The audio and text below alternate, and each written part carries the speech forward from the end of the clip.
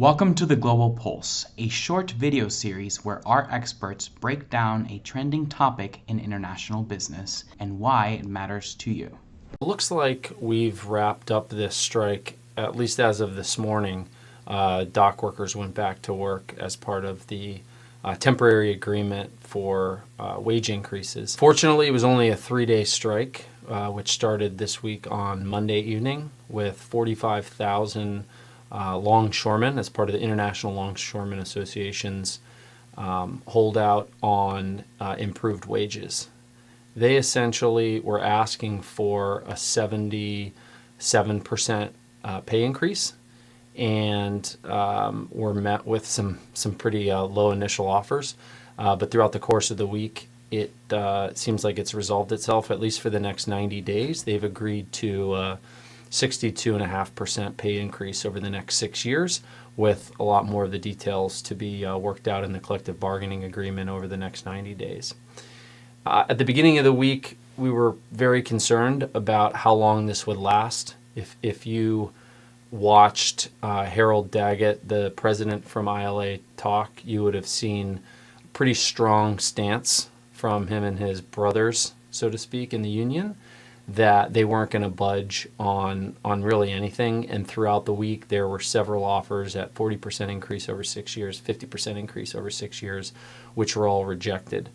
And there was calls for the White House to intervene. They said they wouldn't. They would let this work itself out, despite the potential impacts to the economy. There's estimates out there from economists and banks that said that every day of a strike represented $3.5 to $4.5 billion of impact to our economy, and that for every day the ports were closed, the recovery time would take 4 or 5 days, and a 4 or 5 week delay would last months, 3, 4, 5, 6 months, just to recover in terms of throughput. With the port shut down, you've got ships that back up out into the here locally into the Chesapeake Bay, and those steamship lines are either going to request force majeure and charge fines and fees to the shippers. And if they don't immediately on those containers, they will recover those costs in the coming weeks and months.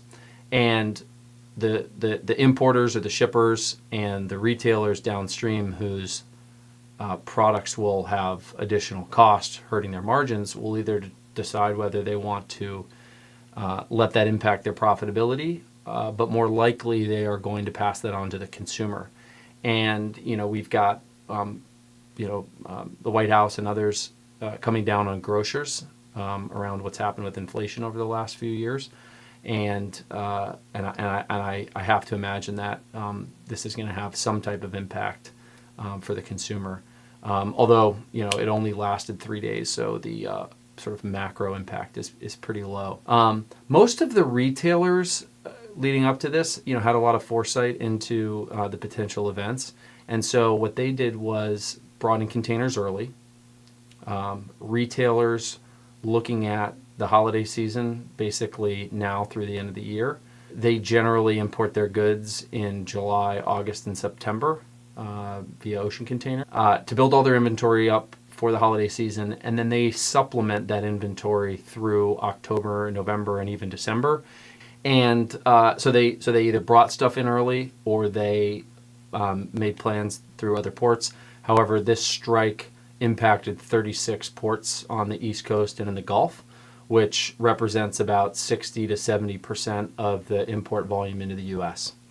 So pretty tough to react and recover late. Overall, it resolved itself seemingly pretty quickly, minimal impact to the economy, and it remains to be seen how things pan out over the next 90 days. I'm sure this will continue on as a discussion through the election. Because we know that both parties have their opinions about unions and how this should be handled. So it'll still be an interesting next 90 days, so to speak, on this topic. Thanks so much.